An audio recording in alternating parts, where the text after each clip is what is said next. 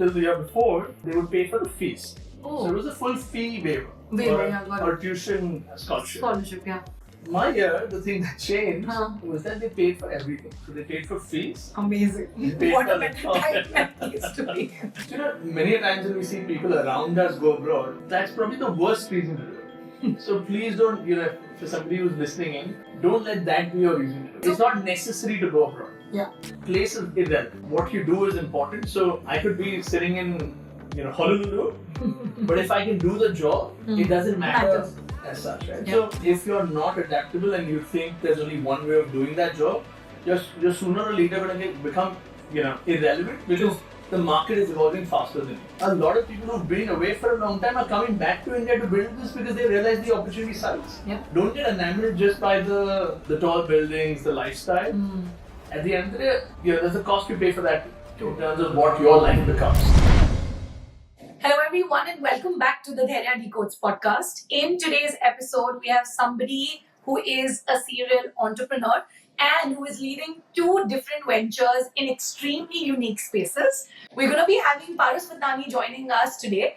I want to introduce him by first letting you know that he is a serial entrepreneur, like I mentioned, but his journey has been very unique because he has actually pivoted in his career multiple times. We'll obviously delve deep into that a little later on. He's currently the co-founder at Seed Global Education and Honey Twigs. Honey Twigs is a business wherein he's trying to make the lives of individuals globally a little healthier by helping them adapt to these great practices and living a healthy lifestyle by making small changes in your daily routines. And it's a product-specific business. But what's very unique is he also runs Seed Global Business, which is actually a higher education, marketing and strategy consulting firm wherein they're actually helping and empowering universities and B schools worldwide with expanding and diversifying their global footprint. And education being an industry which is so close to my heart, I cannot wait to get into this conversation. Prior to his stint as an entrepreneur, Paras was also working at QS for about close to 10 years. And he exited the firm as the global marketing and communications head. Even prior to that, he did a couple of other things, which is very interesting. He's still on the non-for-profit board of the QS arm there. And there's so much more to his journey. But today we're going to be decoding his career trajectory, what it really takes to be able to become a serial entrepreneur, what it is early career life and choices look like, what is he currently doing and building, and a lot more on the entrepreneurial front. So without any further ado, let me welcome Paras to the Dhairya Decodes Podcast. Thank you for inviting me, Dhairya. It's a pleasure to be here. Thank you so much for joining me, Paras. I know we've been meaning to do this and there's been a lot of back and forth. I'm so glad that we are here finally. And like I was telling the audience, a little bit about your background and journey. I am extremely fascinated and more excited to kind of know things because as we were discussing off camera, there's so much to know and I couldn't wait and I told him, don't tell me right now, we have to speak to you about this during the podcast. So why don't we actually start, Paras, with understanding a little bit about what kind of early impressions or memories do you have of how your thought process was affected or influenced by the kind of people around you, family and friends-wise, relatives-wise, because I always feel that at least the early choices that we have in our head with respect to, I could become this or do this or this is possible, is influenced by the kind of environment you're brought up in and what you see around you. So why don't you tell us a little bit about your childhood, family and the early influences? Sure. So I was born and brought up in Bombay. My father was a businessman as well, is a businessman still. A lot of my relatives close by, so his brothers and sisters were in a similar industry. But also I had a lawyer, my aunt is a lawyer, my another aunt is a teacher. So for me there was always the choice to do what I wanted to do. So there was never a impression of you have to be X or you have to be Y. It was a time when I could explore. And growing up, I saw him hustle. So the two things I really learned early was, if you want to be somebody, if you want to do something, you got to make your own path. There is no godfather in today's world. And second was, enjoy what you're doing. Because the day you don't, you're not going to be the best at it. For sure. I think that's, my dad gave me some of those learnings that no job's a small thing. So if you enjoy it, do it, and it'll take you to places that it will.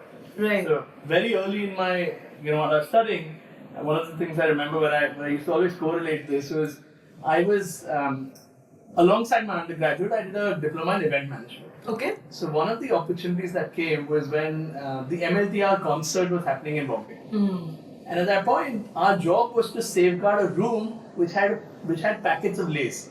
Okay. That was the job for 2 days. Okay. Right? So you can imagine some people will get frustrated saying, "What the hell am I doing?" Yeah. But that, it was an interesting era because that's when live music in India was booming. Booming, yeah. So being in FaceTime with people who were big in that industry at that time, even if you were doing a very menial job, you were still around them and you were learning from what they were doing. So I think those kind of things have made an impact on how I think today as well. That's very interesting. But while you were sharing the story, you told me that your father is still a businessman and you still had very different careers in front of you, family-wise, and you saw everybody doing their own thing. Was there ever a point where you felt that you would want to probably do a job, or was it always like a thing that I would want to build something of my own? What were the early footprints around doing like a 9-to-5 job versus entrepreneurship? Was that ever something on your mind, or were there conversations around that in your household?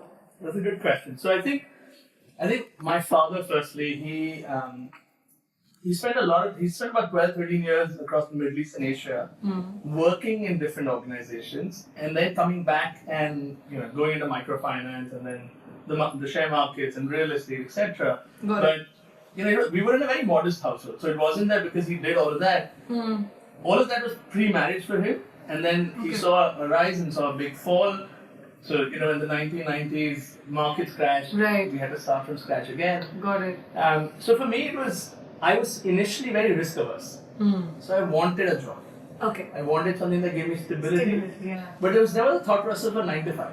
It was always that whatever I want to do. So my journey that started with entertainment was a very natural progression. It wasn't something that I thought I wanted to do. Okay. An opportunity came up. I just went with it, and then I enjoyed it, and I did it till the time I enjoyed it, and then the future pivots happened because there were different opportunities that came up. Very interesting. Okay, so tell me a little bit about the fact that you went on to do your BCom, right, from Bombay, and then you obviously happened to do your masters as well, which was in the UK. Want to know a little bit about how did that, because when we look at students between the age of, let's say, 15, 16-ish, right? When you're just out of 10th grade and then you're making this choice of choosing like an arts, commerce or a science, that part in your life, while I wouldn't say it's a very small part or not a very major decision, but we take it very heavy on ourselves, right? It's a very important, I would say, journey that you have to take and make a choice which stream am I going to go ahead with, because it's always told what you're going to choose here is going to impact your further choices, what kind of a life you're going to lead, and the outcomes then. Yeah. Did you have a bit of a tiff in choosing which stream to go ahead with? So I think originally I wanted to go into engineering because I saw a lot of my friends who were from school wanted to do that. Very quickly I realized I didn't have the aptitude. So even in the initial visits that I made to some colleges, I was like, okay, the level of knowledge that you need in all of this, I'm not as great. Okay. So my next best choice was to think about commerce. But at that time, I had my cousins who had been through being at Jai Hind, HR, and similar colleges, and I saw their lifestyles. And there was a little bit of a fascination that what is it like to study in HR. Sure, even I didn't attend as much class as I would think people should. Sure, yeah. But everything outside made us the people that we are today. So the clubs, the communities that you get involved in. Right.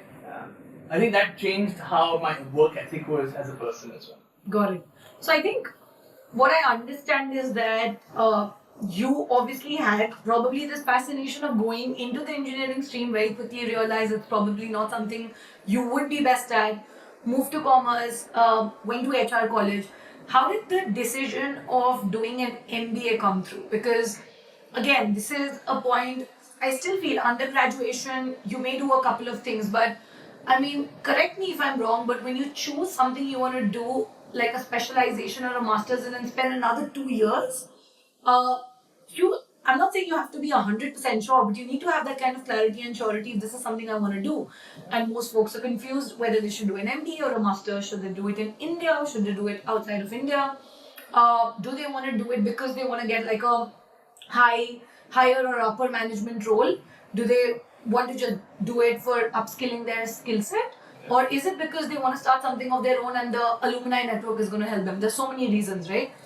What was your calling that made you very sure about the fact that you want to do a master's degree and an MBA particularly?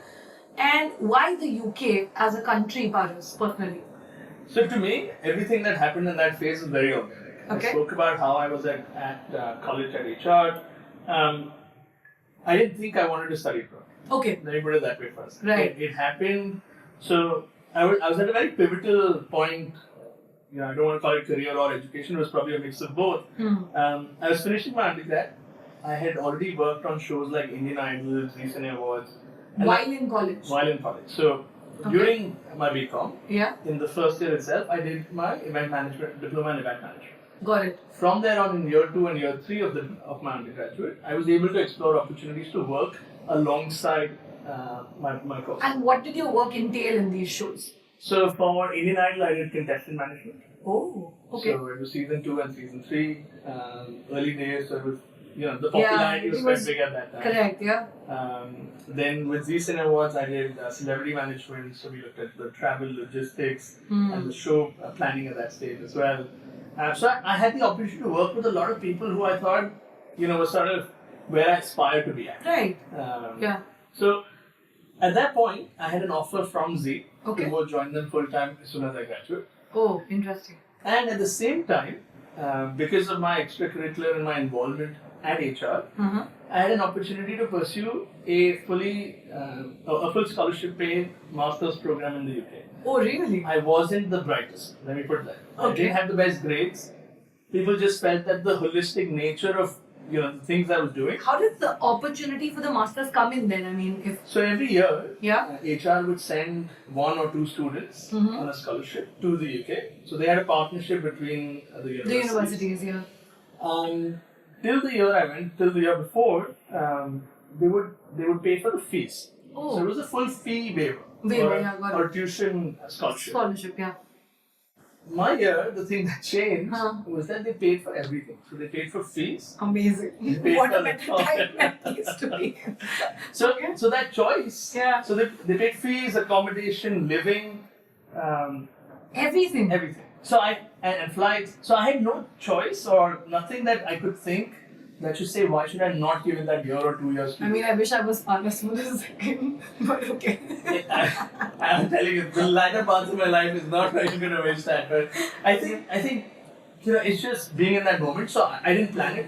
I didn't plan that I wanted to study abroad. Yeah. My dean, who was at that time Dr. Hindu Shahani, she was, that's why I think that people play a bigger role in your journey than you think they do. I wouldn't have imagined I wanted to do that. She sort of asked me. She prompted me to think that what sort of that would do. She also said I should give back at a later stage, and that has always stayed in my mind. So, it's not that going into education was planned. Yeah. But when it did, and if you know that you can give some impact back, that's been a conscious effort to also try and advise if something that worked for you that can work for others as well. So I think my decision was not a plan; it was an outcome of a journey. Yeah. But once I went there, my original thinking was that in a year or so, I want to go back. Okay. I had the job offer still from C. So my thought was, if I'm not investing any money, get the learning, come back and work. Got it. Very quickly, I realized once I was there that the opportunity landscape was much bigger. So I didn't shut my doors of in UK as a country. In UK as a geography across industries. Got it. And when I decided to go, my first thinking was the reason was I wanted to upskill. Right. So, and for people that are at that stage coming out of university, don't have too many plans. That's my one advice, because those plans, figuratively don't work out. They don't. They change over time because you evolve as a person. True. So all you need to know is what is your first level of aspiration, and do you have a big picture thinking for yourself? Correct. And if you think you want to do something in a particular industry that you're passionate about, then you specialize. Yeah. If over time you think you want to be a generalist, that you want to run businesses, then an MBA probably is better than a specialized master's. Correct. When you do it is also different. Yeah. Right? A big mistake that sometimes in India we make is that as soon as we graduate, we think an MBA is the decision. Correct. Yeah. I wanted to do that, by the way. But I mean, my family conditions didn't allow me to do it, and now I think it was the right thing because I was really upset when I couldn't do an MBA straight out of my undergraduation. I think that was a blessing in disguise. That was.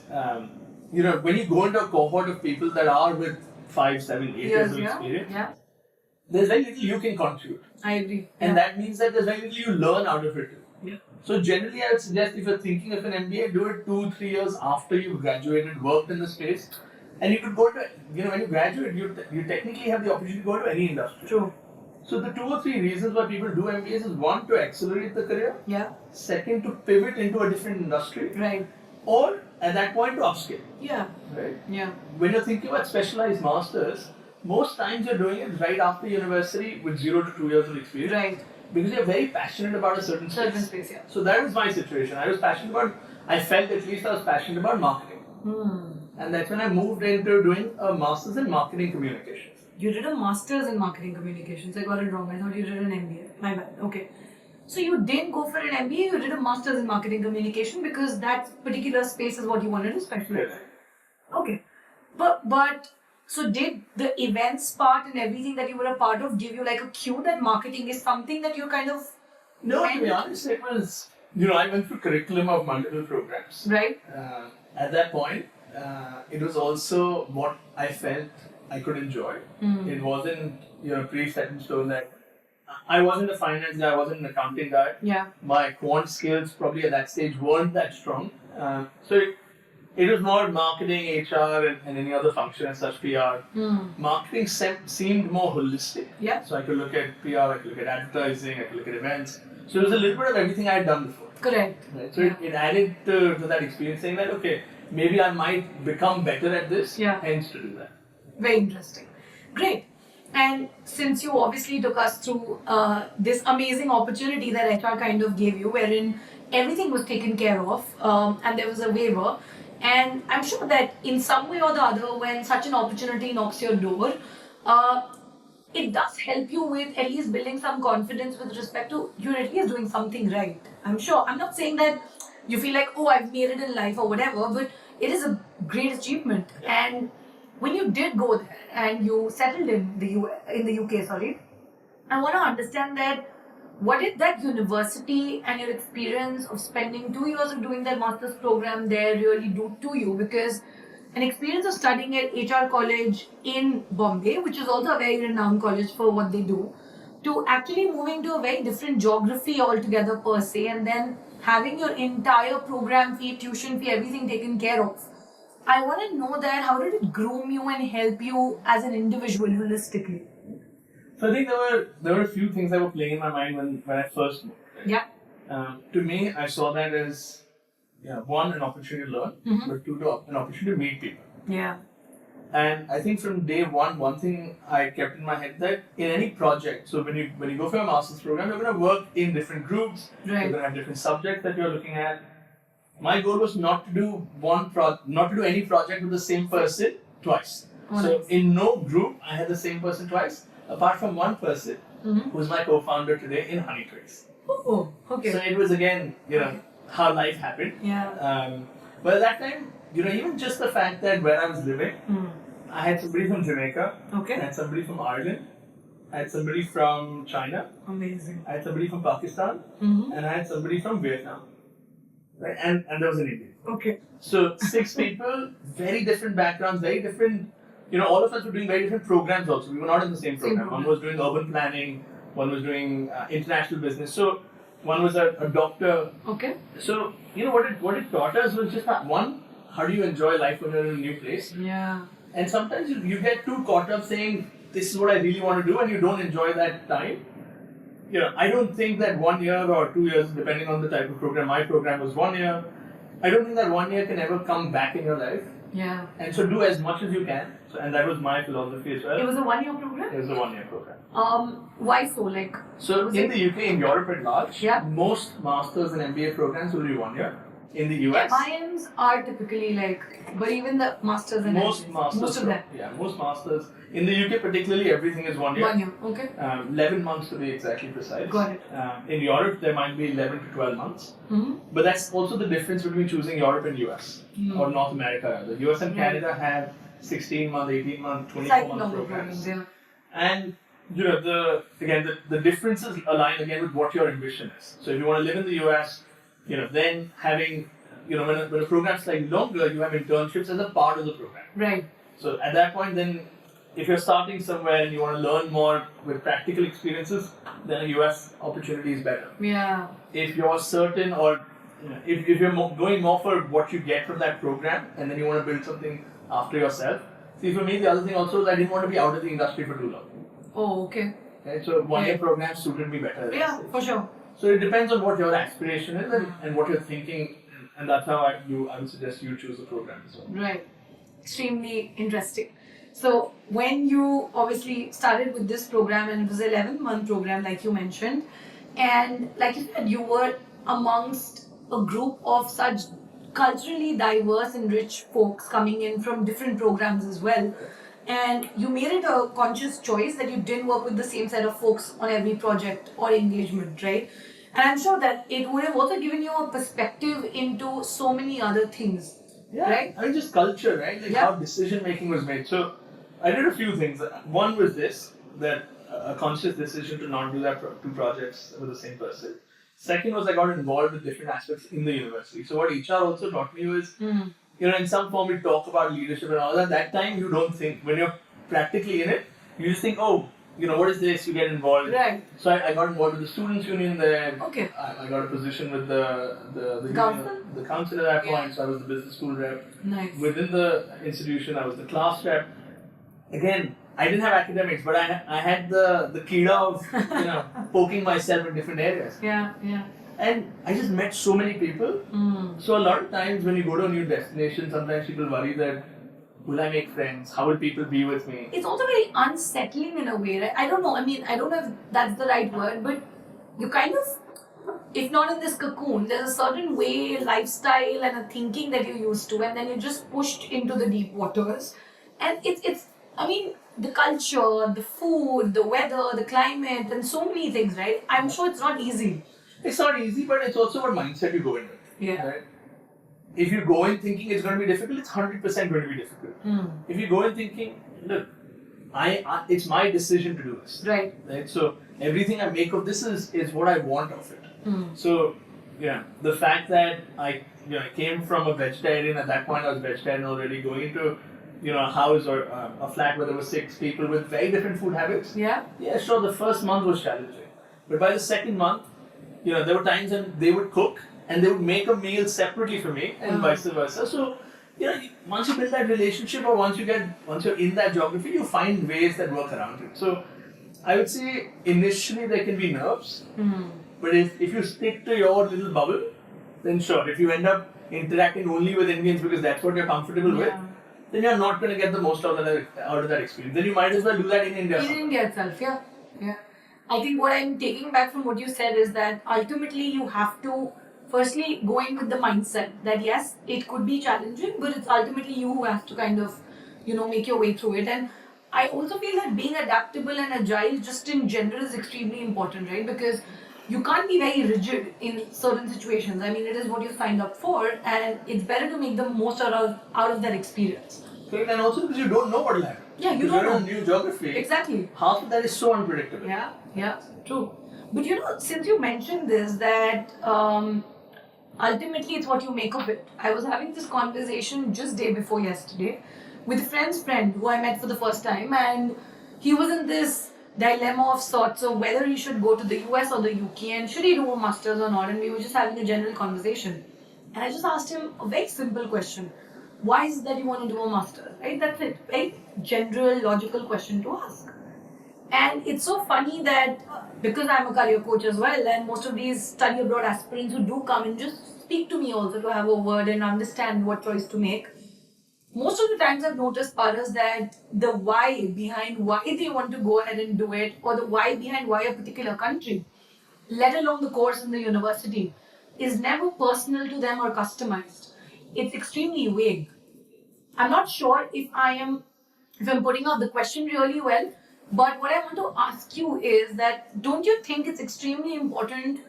Okay, maybe at times not knowing and just going in and enjoying the experience is great, but when you're making such a important choice wherein there's money, effort, and time going in, all three things, right? And especially in Indian households, it is a big thing. Why is it that people are easily influenced just by the idea of being in this fancy foreign land, just enjoying, and there's a certain lifestyle? Why aren't the reasons more concrete?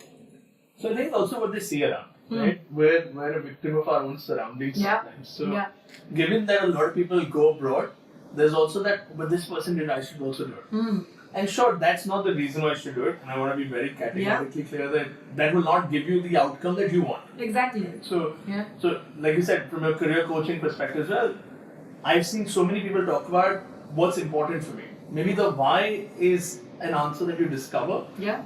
And sometimes spending that time with yourself to know that, or also to know what is important to me, leads you to your why. I agree, yeah. So, many times when we see people around us go abroad, that creates a innovation that I want to do it too.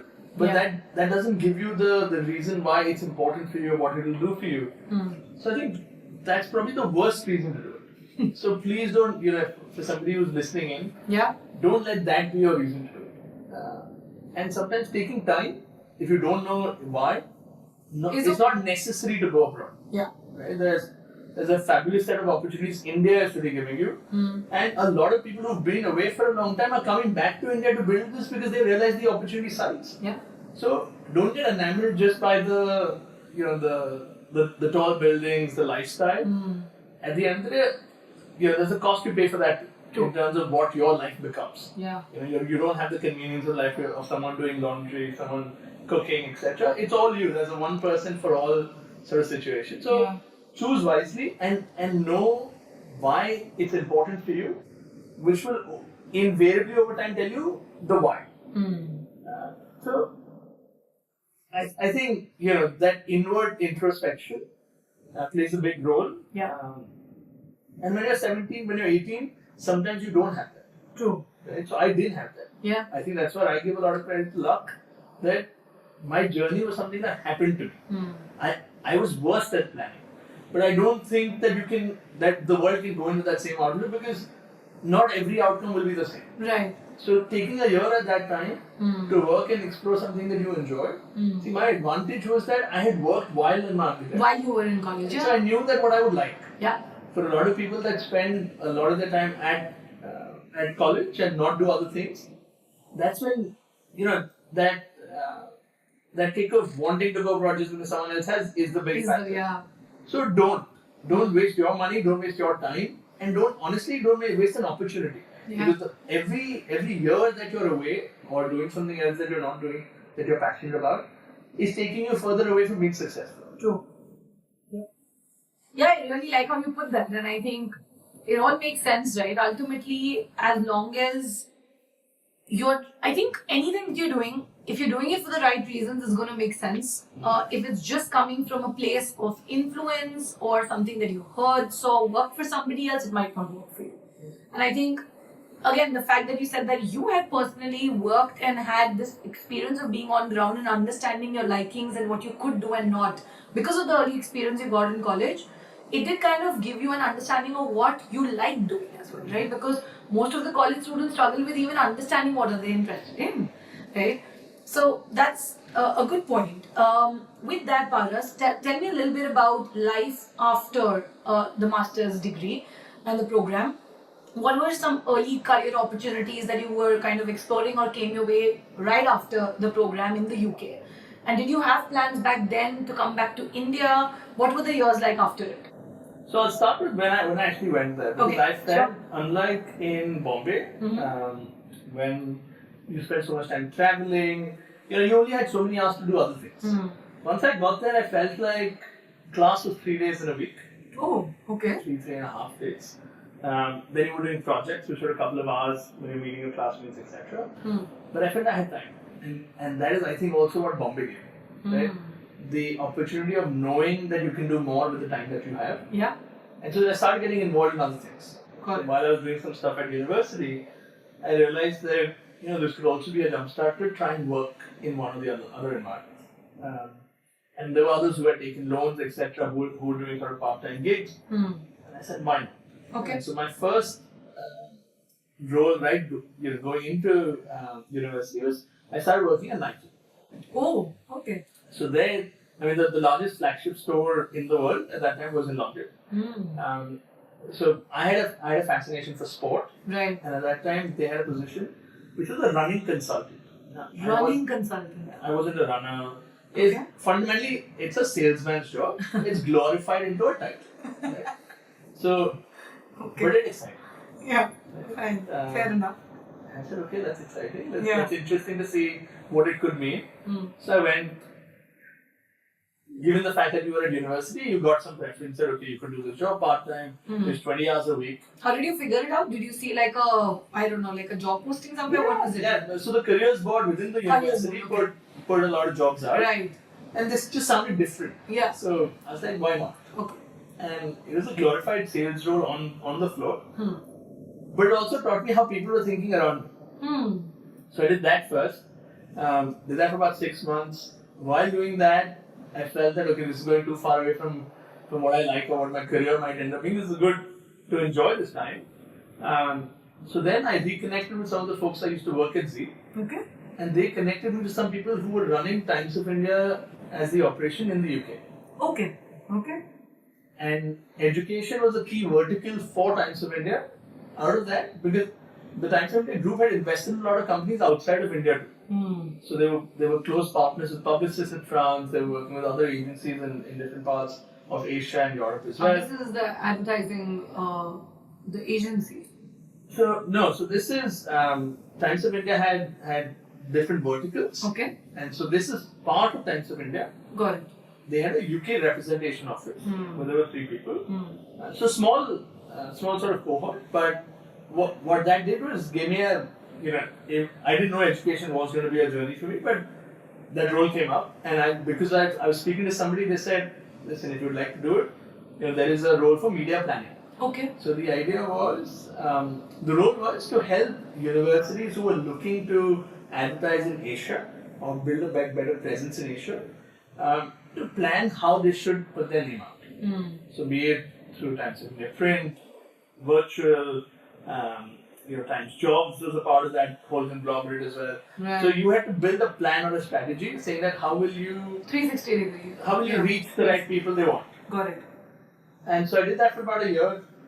So 6 months up, 6 months within the course, 6 months after. But by that time I was sure that this only has so much limit that I can go with. Right? I needed a full-time proper job. Right. And I started applying. So I applied to, I think, at least 200 jobs, at least. 200 jobs. And this is 2008. Right. So know that this is the time of the Goldman, the big, the Lehman Brothers crash, the markets were, everything was all over. Yeah. And every interview you go to, the lucky bit at that time in the UK was that you got the post-study work visa, which is now back. So we had 2 years. Okay. But the idea wasn't that to stay 2 years and just keep looking for a job. Yeah. So I kept applying. Every week we had interviews, and all my classmates and friends around were doing the same thing. So you get nervous sometimes, saying, what's happening? Am I gonna make it? A lot of people started leaving at that time. Okay. I was fortunate. I got a chance to interview with QS at that time. Okay. And QS at Times of India. So QS used to use Times of India for some media planning for India. Okay. So they knew that anyone who's working there will know some part of work. So that's how I got the interview. This was after 200 odd places that you applied to. Yeah. Most people would just give up in the first 20 or 30, to be very honest. Yeah, I just felt like, having worked at Times of India, my worry was that I went to the UK, I worked with an Indian company, and I came back. You weren't making the most of that experience that, you didn't have to pay for anything. Yeah, the international exposure. So there was nothing apart from the class. I really wanted something, at least 6 months, to be able to work somewhere, to see, what is it like to work with people from different cultures. Right. University gives you the sort of academic style of doing that. But in a workplace, there are very different dynamics that come into play. Yeah. So I applied, got through, it was early 2000, June of 2010. I still remember the exact date as well. So 19th of June when I started that job. Okay. I started as a marketing assistant, so the most junior role in the organization, in the function. In the marketing function. Where there were different. So the marketing function at QS used to look at different areas across websites, events, and other verticals that they had around, connecting students with universities. At that time, India and Middle East was the region I was working on. So started working with media in this part of the world. Negotiating what deals you can get was a good part of learning at that stage as well. Because the idea was to do barter. In 2010, not many people wanted to pay to get exposure. Yeah. You wanted to negotiate something that you're going to give them a win-win for both. Yeah. So that was the early start. QS gave me that launch pad into marketing in the education fraternity. Yeah. What a place to be, right? But QS is QS. Yeah. And what I'm sort of connecting and mapping while you're sharing everything that you're saying is, I think every single thing, not a choice, but everything that you did, I think I've not heard of anything at any point of time in your career trajectory wherein you were closed and not open to doing something new. You didn't create a box for yourself. There were no boundaries, if I was to say. Because I came in with zero. Yeah, because from zero you can't do anything low. Exactly, you had nothing to lose. And that's where again most people are like, they restrict themselves in a box. It is just this. I did this degree, so A, B, C are the only outcomes. And I think... And that's a risk. That's a risk. Yeah. Because, so I started working at 17. Right. So I didn't take money from home till 17. Which meant that when I was in the UK, if I didn't have a job soon enough... You couldn't sustain. I had to go back. You had to go back. Right? So it was also that pressure in your mind that something has to work. So you have Was it a conscious call to not take in any money back then? then? Because, situation at home was also not that great that, it was... Something else had to go for this to happen. So I didn't want any of that. Got it. So... it was just, if I have to do it, I have to figure out a way to make that happen. And one way or another, be it that those part-time jobs that I did early, so I got some savings together. Got it. So I knew I had a 3-month sort of runway to do everything I could to make it happen. And in that time, I gave interviews in publishing as an industry, in sports management, IMG. I gave interviews at QS Education. I gave interviews at universities to work in a university role. In media, sort of agencies as well. So there's no particular space I wanted to go in. Right. And I think that became an advantage early as well. Yeah. Makes sense. You spent about a decade at QS, and especially, at an organization, like you said, wherein you got that global exposure that you were looking for. In the marketing, vertical or space per se, can you share with me what were those major skills that you think you built on after entering the organization across the 10 years? Some key skills, at least core to marketing, that you really, really worked on, and if you can share with the audience also, which you think are extremely important for you to at least be an asset for any firm in the marketing space today, or which can help you just be more employable in general, because you've spent quite a good amount of time in that space in one organization, and obviously others as well. But what do you think are the key skills needed to kind of forge into the industry? So I think first, even without talking marketing particularly, you have to be agile and adaptable. For sure. Because if you're not adaptable and you think there's only one way of doing that job, you're sooner or later going to become irrelevant, because the market is evolving faster than you. When it came to marketing, the key skills that I was trying to build for myself and which helped me grow over time as well, initially was content. Okay. Right? So a big part of marketing was storytelling. Yeah. So how do you create that aspiration or dream, and how do you make people realize that? Because at that stage it was also the role of connecting universities to students. Right. So one was the content piece. Second was being analytical, and I think compared to 2010 to now, analytics has become just the buzzword in everything. Yeah. True. At that stage, because there was barter, because there was effort involved, you had to see what results you were getting. So there's a lot of work that we did around analyzing what outcomes do you get for the effort you put, rather, moreover. So that was the second skill, and I think today it's become even more important. The third thing was I feel, and that communication landscape has changed, but understanding what the consumer wants to know and how. So more of the buyer behavior or persona with the buyer behavior, because you might think there is an answer. Does the consumer or does the person on the other side, who's your target audience, do they understand and see that the same reason? I think many times in marketing that disconnect leads to the challenge. Right. So I think these are some early skills that I built, which helped me build a career within marketing, and then over time, as a part of building businesses. Right. So just adding on to that, Paras, do you think there are any specific technical skills? I don't know. It could be on the tool software side or anything, because marketing is not a technical space per se, but I'm sure there is a certain core expertise to that field needed as well. What were the challenges that you faced as well? I mean, while you build the skill set, what were the roadblocks in your career as such? Not just QS, in general in marketing, where you think that folks generally get stuck?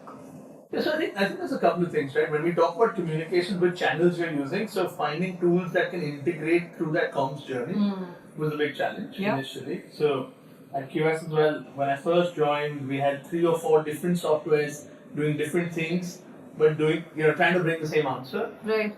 By the time I left, we managed to, there were some people in my team at that stage who were extremely gunzo there.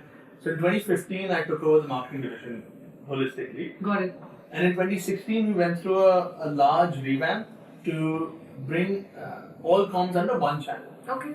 So at that time, WhatsApp was still relatively new. Yeah. So we had WhatsApp comms, emails, all of that. And I think giving people the knowledge of how to use that technology well, I think was some challenges at that stage as well. In terms of building skills and other areas that are important as such, I felt that the people skills are sometimes in marketing undervalued. Yeah. Because you talk about storytelling, but who are you telling that story for? And other people that are working with you, are they aligned to say the same thing or not? Is sometimes the gap. Yeah. Technical skills per se, when we spoke about analytics, being able to understand data is an asset. I would say today marketing is nothing without understanding data. Second is measure your results. So what ROI means. For every pound that we were spending, we were thinking about what impact it was creating. And marketing is so vague sometimes that impact can be said reach or impact can be seen as conversion. Yeah. I would always say think of conversion because reach, brand is built over years. So your ROI cannot be measured in that moment for that spend on that. Yeah. Divide the money or divide the resources that you have. Keep a certain portion, which is maybe about 10, 15, 20% of what you have. Especially if you're trying to be an entrepreneur and you're trying to work on that marketing function. Yeah. Give that 15, 20% towards brand. But 80% has to deliver result. True. And I think measuring result was a challenge. Because there were so many tools again. Yeah. And when you just come out of, like for me, when I came out of my master's program, I didn't know a lot of tools. So it took a lot of conscious effort to learn them as well. Yeah. Today, you have much more access. Everyone's doing a Google Analytics sort of certification. Everyone's doing HubSpot certifications. Yeah. Back then, you didn't have access was a to common those resources. Yeah. Having access one thing, the other thing is not many people spoke about it. True. So no one knew that this is what you had. Awareness was not there. Awareness was very weak. Yeah. So I think today, building that technical skills, getting that baseline out of the way, and performance marketing was big then, performance marketing is big now. You have to realize that even if you're going to run a function, you need to understand how it works. Correct. So I spoke about content writing. The other thing is also, experiment, even if it's small money, experiment. How do you create bids? How do you create those ads? Yeah. I think today you have so much more access to that than what I did when I started. I wish I had more of that. Maybe I would have been better. But if you're not the best, you find other people who are. And I think that's what I was able to do well. Yeah. I put myself around people who were good at some things that I was not great at or I didn't know. Yeah. Right? That helped build success as well. Great. Wonderful. So I think, like you very rightly said, whether it's data or just your ability to measure and track ROI, and obviously also just being able to understand what the consumers really want, narrating the story really well, and everything else put together, and like you said, obviously doing your certifications, understanding the function you want to go deep into very well are some essential technical skills needed today. With that, I want to now segue into understanding how did Paras really get into this zone of, if not making this decision, but having thoughts of building something of your own, right? Because all throughout your journey, I've seen those sparks, obviously, that he's definitely going to be doing something of his own. But when did you know that, you know what, I really want to be building something right from scratch, all by myself as an entrepreneur, and take on to this path? What was that, I would say, if not that turning point, but when did you first have your first interaction or intervention with just entrepreneurship in general? So that happened even earlier, even when I was an undergrad. Yeah. I don't know how big is it now, but back then there was the idea of organizing yacht parties. Yacht for parties? Christmas or New Year's, Yeah. People would organize things. Okay. And so me and a couple of friends had tried that a few times. Some succeeded, some were not so great, but I think those things, trying to do that to make some money for the next thing you want to do, was when it first came into my mind that I want to do something. Okay. But obviously I had the fear of not having stability. So a lot of my early entrepreneurial journey, I call myself a part-time entrepreneur because I feel I wanted to give myself the chance, but I was conscious that I didn't want to risk everything. This was back then? This is 2013, 2012. 2012, okay. Right? So very early still. Yeah. And I hadn't, built something where I could, you were always scared that if you didn't perform well enough, something could happen. Right? Obviously by 2015 or so, I had established myself enough in the industry that I knew I could stand on both feet. Yeah. But initially you want to oversee the expectations that people may have of you. Right. While doing that, to pursue your own ambition can sometimes, take a lot from your own personal life because you're putting a lot into what work means for you. Yeah. And for me at that point, it was I wanted to keep that stability, but I wanted to experiment. So it's also about the place you work. For me, QS had become home. It was. I spent more time in the office than I spent at home in some period. And my philosophy to my team over time was how I thought as well. Like, place is irrelevant. Yeah. What you do is important. So I could be sitting in Honolulu, but if I can do the job, it doesn't matter as such, right? Yeah. So I give myself that freedom and I give everyone around me that freedom in due time as well. So earlier, I think, be it the early journey when I worked with the founders of Foxy Neuron to set up the international business, and then 5 of us, tried to scale that, or be it, running that events business I ran for a little while as well. It was a side hustle. It was the idea that I wanted to experiment. Yeah. But at the same time, if that worked, I could bet more on it. Right. And so people play a big role in these aspects. I don't think I could have been an entrepreneur just by myself. In anything that I did, a lot of those organic conversations that I was having with people, and they were either my aspirations or theirs, and I felt, together we could do something better. I kept exploring. I don't think I said, this is something I can't do, or this is something I don't want to do if I thought that had merit.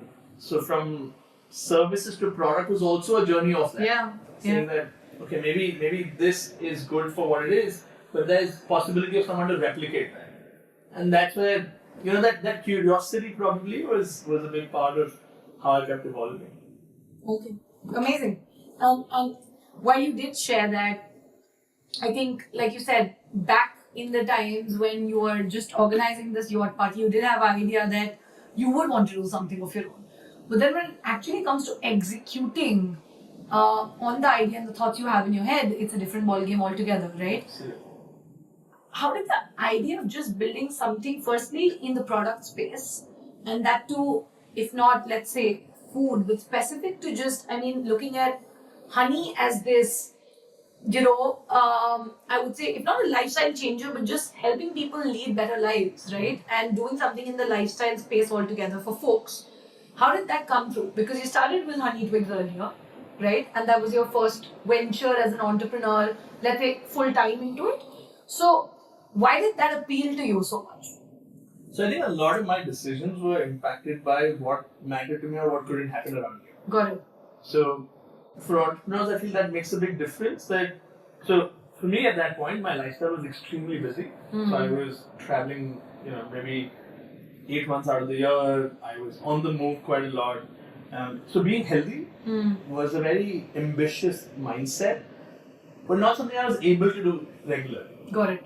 And so when I was in Delhi once with my co-founder, well now co-founder, at that time just a friend, he was the guy who I studied with at Westminster. Yeah, you said that he's the only one who's the common one in all the projects, yeah? 2 projects. And I think just doing 2 also somehow life brought us together on this. Yeah. And at that time, we started talking about why, and he was at that time the show caller for Zangura, which was India's first 5D theatre. So he came into marketing. Okay, the Delhi based. I've attended their show as well. It was amazing, yeah. Okay, very interesting. So theatre, lifestyle, that kind of background, marketing or education at that point for me. Right. But it was about a problem that we were facing. We felt that salt and sugar were the sort of simple decoding elements that we could look at to improve our ability to eat healthy. Yeah. And Jigar, and I have to give him a lot of credit to being the product brain in this, his university dissertation, so actually even before that, his family business was in beeswax. Oh. So he had seen honey.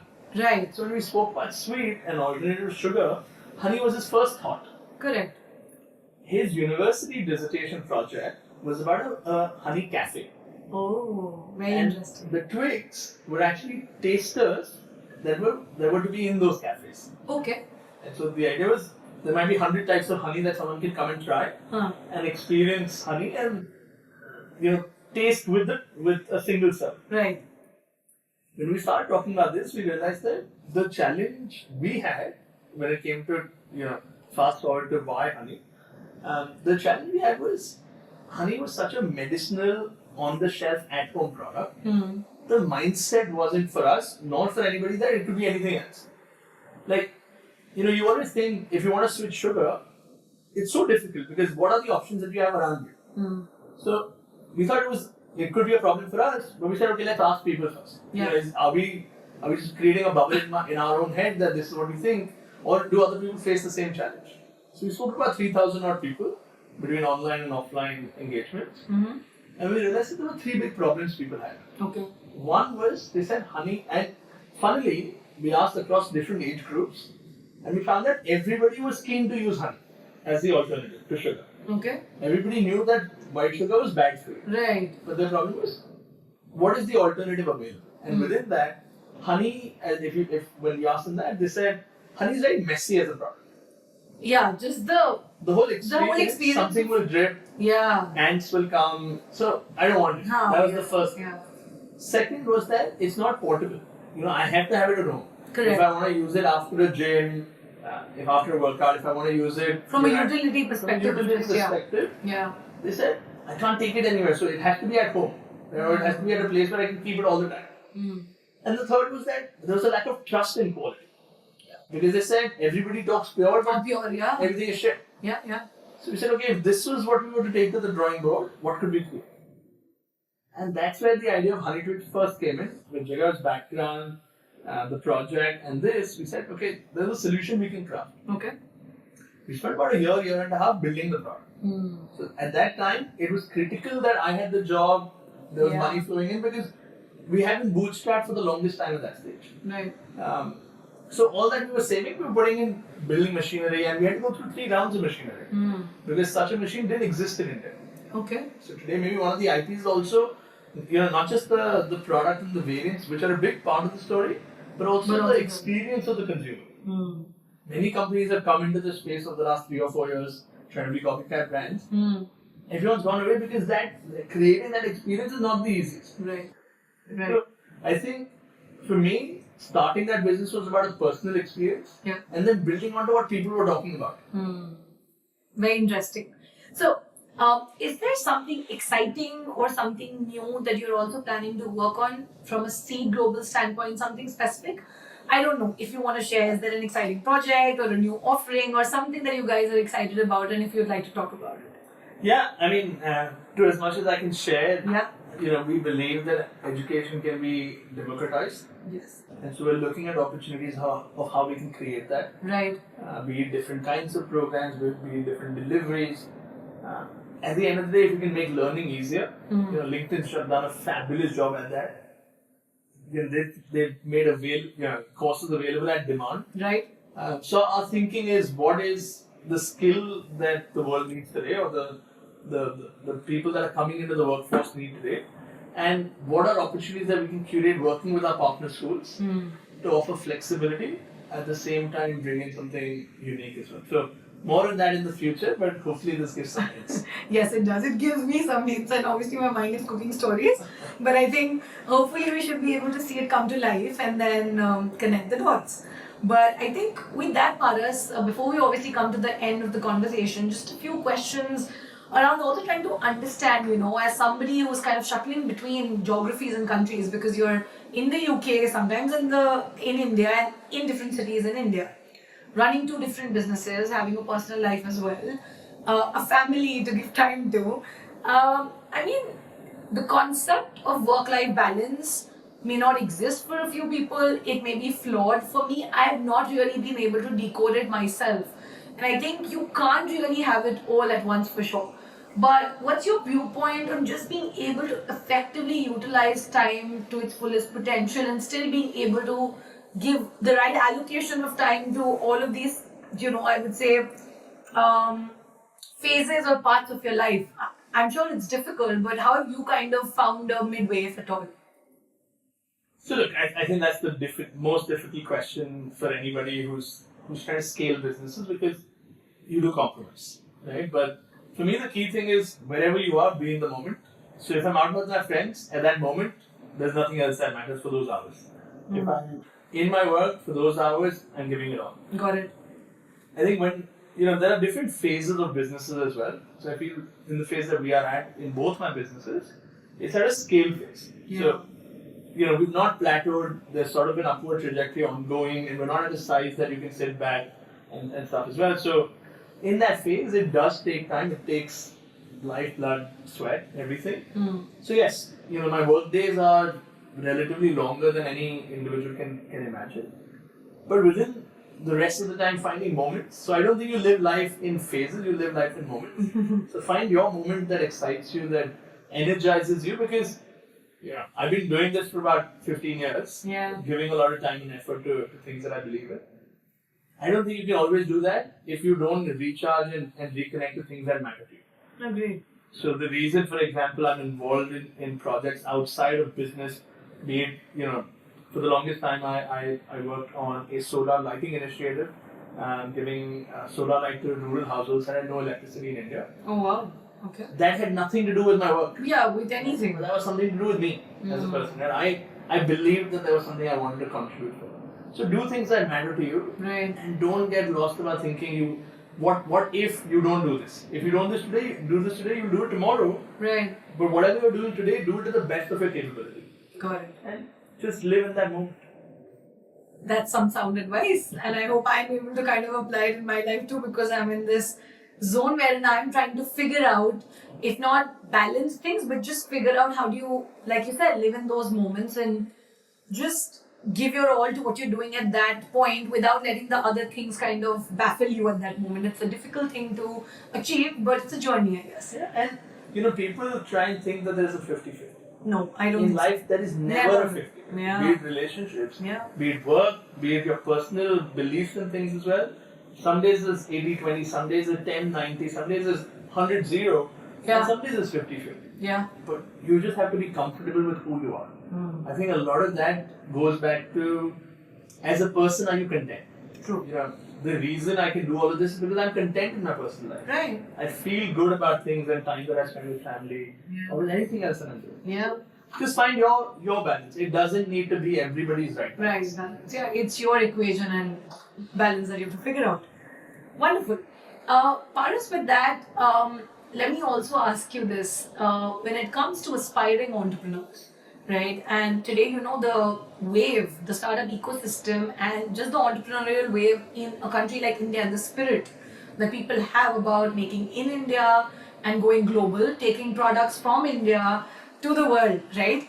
It's just something which is so beautiful to see and witness. And like you said, so many folks are coming back wanting to obviously give back to the country as well.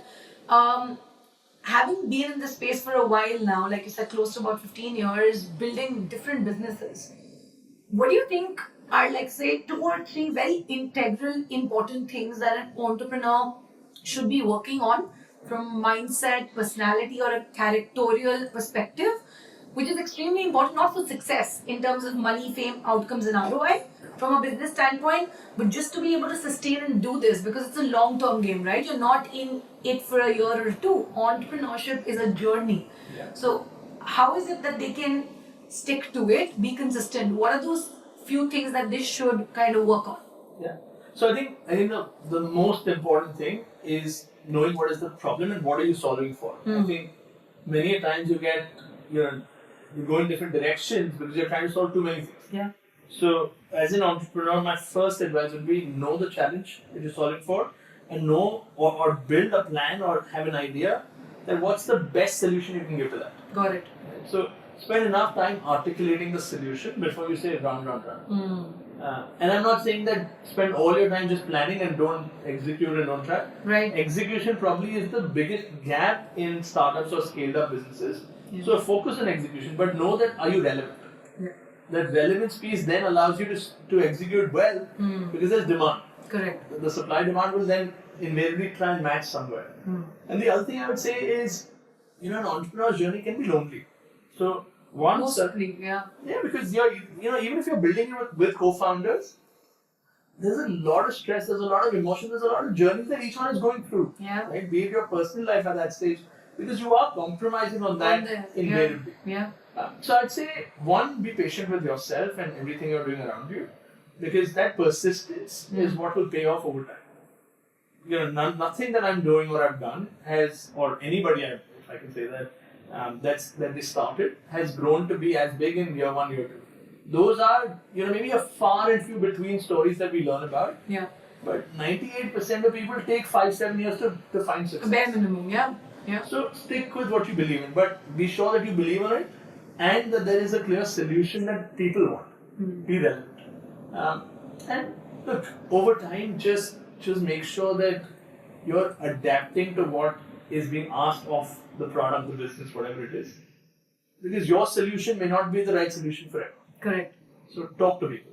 Yeah. So surround yourself with the right people and be relevant and think about business on an ongoing manner. I hope entrepreneurship is nothing to be scared of. It is daunting sometimes for a lot of people outside, but the way India is seeing today, one, I think Shark Tank gets a lot of credit for what it's created. We had the opportunity with Twigs this year. Yeah, you did. Go on to platforms like that. Give yourself the chance. Yeah. Like it's sure, you may get the money, you may not get the money. That's one outcome. But the experience that you have and the output that you get, just the visibility for the brand or the product is phenomenal. So just put yourself up for opportunities. Yeah. Don't wait back for things to happen to you. Wonderful. Thank you so much for sharing that, Paras. And with that, I hope that everybody who's kind of stuck around till this point definitely had a lot of value, insights, and so much more to take back from your journey. It's been wonderful to get to know you more as a person, your story, and how things have kind of panned out for you. Before we obviously end this conversation, any one last advice or anything that you'd just like to share with the viewers? These are mostly students and working professionals who are extremely ambitious, looking to upskill in their career, or looking to go and study abroad, or just folks who are not at a particular point where they want to be, but they're willing to get there. So anything for them? Sure. So I think two things. One, believe in yourself, because success will not be found immediately, but you will take your time. But the most important thing is your belief in your ability, and you will learn. If you're not great at something, you will learn. So just keep at it. And the second thing I would say, early in life is don't put too much pressure. Enjoy what happens to you, what happens around you. When you get to your 40s, you're going to say, what if I would have done that? So don't let that what if create your past. Let it be in your present, enjoy that, and things will happen. If you put the right effort, you consistently keep at it, things do come through. Thank you so much, Paras, for being here. Anything on how what kind of an experience you had? I hope you had a great time. And I had a lovely conversation with you. And thank you so much for taking out the time once again. No, and thank you for having me. I think your style of making people think and talk about things that sometimes are so subconscious in their mind is fabulous. So keep up that work, and hopefully students and professionals that are looking at this, it's helping them figure out what's right for them. Right. So thank you for doing that, and thank you for having me here. My pleasure. Thank you so much, Paras. And I hope you all do follow the advice that Paras has probably given and are able to execute it in real life. This episode was a lot to do with understanding how pivoting in your career is something you shouldn't really be scared of. It is okay at times to not know what you exactly want to do, but as long as you're ready to be adaptable and agile, you're ready to take those risks when it makes sense to you. Wanting to pave your own career path and probably not getting very influenced by what everyone around you is doing, and still being able to juggle between so much, right? So I really hope Paras' story helps you.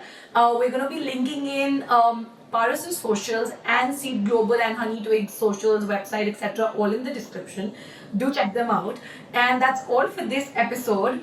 I will see you in the next one pretty soon. But don't forget to like, share and subscribe to the Dhairya Decodes channel before you leave. Thank you so much.